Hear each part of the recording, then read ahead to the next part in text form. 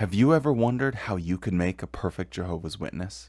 Have you ever wanted to get inside the minds of the governing body, yes, the heads of the Watchtower, and extract the Krabby Patty secret formula? Well, I have come to expose the secrets. I have come to blow the doors off of how to make a perfect Jehovah's Witness. Enjoy.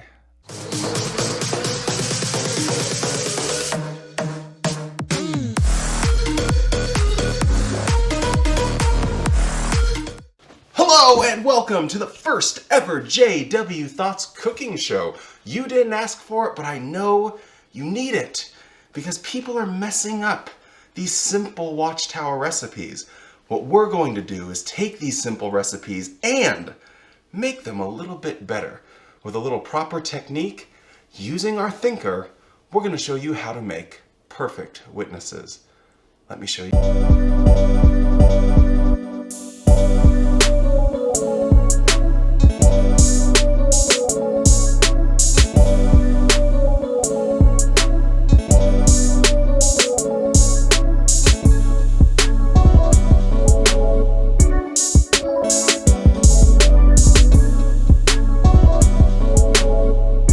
First up, this is a mistake I see so many witnesses make, and they don't think that it makes that big of a difference, but it absolutely does. What you need to do is, when you are trying to make a perfect witness, you need to start early on. And I'm talking reading the Bible story book to your children when they're very young. So we're going to take about 1 cup worth of early indoctrination. I'm talking when they're still in the womb, and we're going to add that to a bowl. Now that you have a nice foundation and you've been reading and really getting that indoctrination going, next up, you are not going to want to miss this step. A lot of people think, oh, I don't have to take my son or daughter to the Kingdom Hall in the first few months. No. They need to be at the Kingdom Hall learning how to pay attention at the meeting when they are weeks old. So the next step is we are going to add a little bit of meeting attendance. Meeting attendance, so important. So you're just going to get a nice dollop of that. And remember, you don't want to wait too long on this. Next up, you are going to be doing field service as well. You're going to want to make sure that they are going in the ministry as early as possible. Now this, I'll allow you to wait a month, but any longer than a month, you're just making excuses. So get them within the first month and get them out in the field ministry. Okay. Now let's just whisk all of this together. Now you're going to cover all of this up with some cellophane. And you're going to be good. As long as you're doing these 3 things, you're going to be good for a while. So you're going to pop that in the oven for about 4 or 5 years. Alright, so now that you have your little witness that's been baking for about 4 to 5 years, you're going to have a little toddler. And it's pretty shocking to see the difference, but oh my god, look at this little beauty. Now, there is a big problem with anyone that's about 4 or 5 years old, is they have this thing called personality. Now, we hate personality.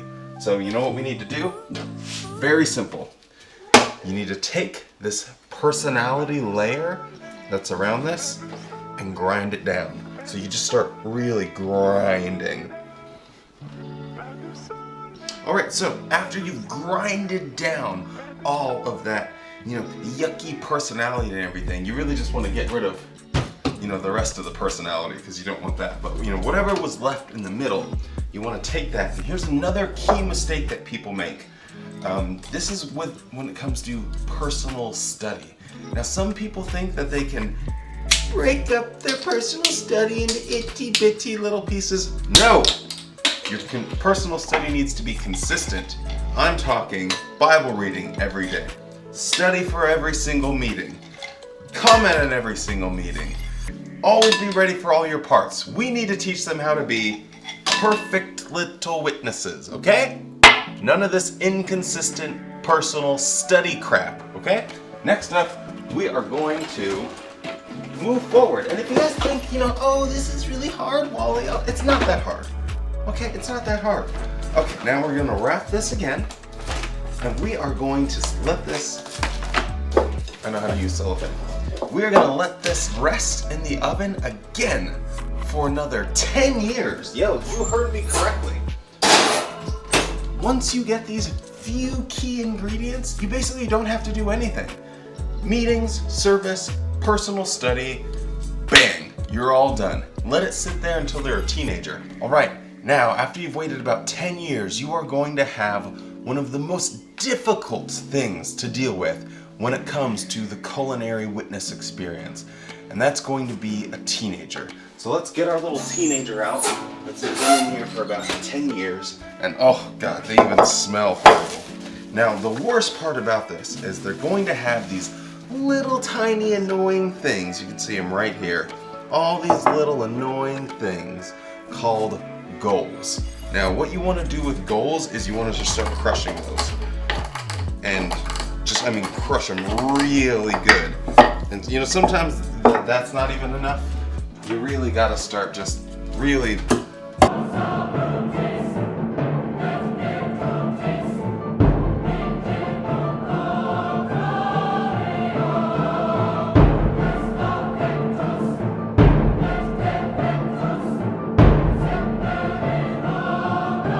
All right, now that you have these goals completely pulverized and crushed by any means necessary, scoop them right into your bowl.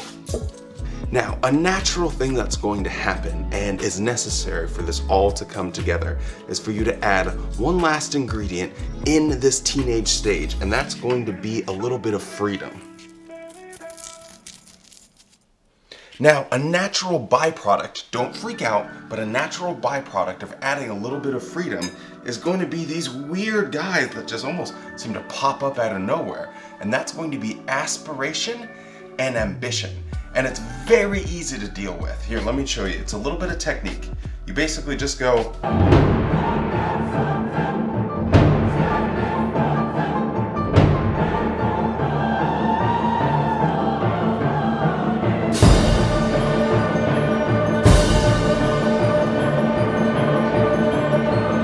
Now that you have crushed all of the goals and you have eviscerated all aspirations and ambition, there's only one final step that you need, and that's baptism, because once they're baptized, they're in for life. So,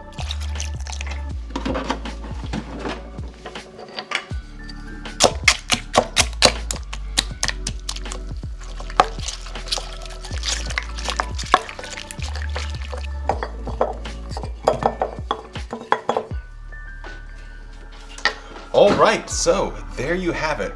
The perfect formula to get a perfectly basic, simple, boring, flavorless, mindless cult member. Now, thank you so much for watching the JW Thoughts Cooking channel, and we will see you next time. But wait, there's more. As every cooking show you know, always we show you how to make things 2 ways.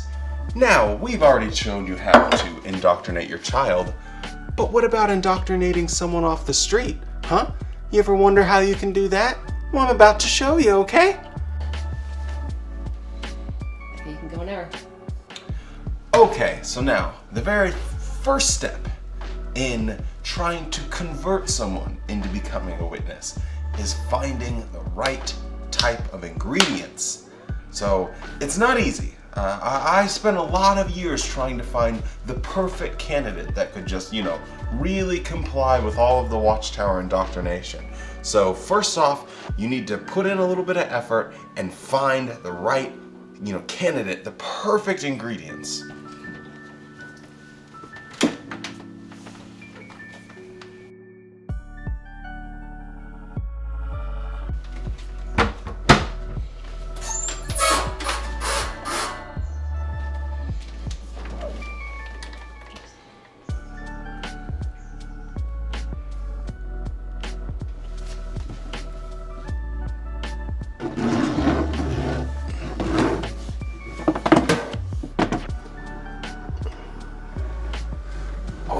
Baby, she's perfect. Now, once you found your perfect meat, you really want it ideally to be as completely miserable as possible. I mean, you want to find someone that has, divorced, their parents just died, they lost their job, they lost their house, as many elements of negativity as you can find. That is going to be your perfect candidate to be able to convert them to becoming one of Jehovah's Witnesses. Now, once you find your perfect little meat man, you're going to add one ingredient, and this is logical fallacies. So you're just going to slap those logical fallacies right in there.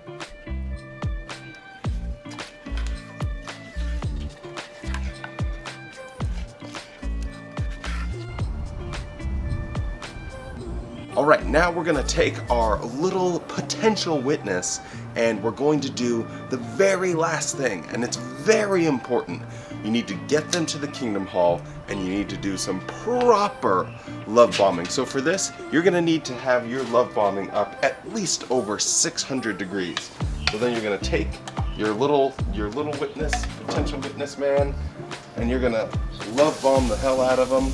And then just pour some of that extra nonsense all over him. Yeah, really get him in there. And then you're gonna cook that bad boy.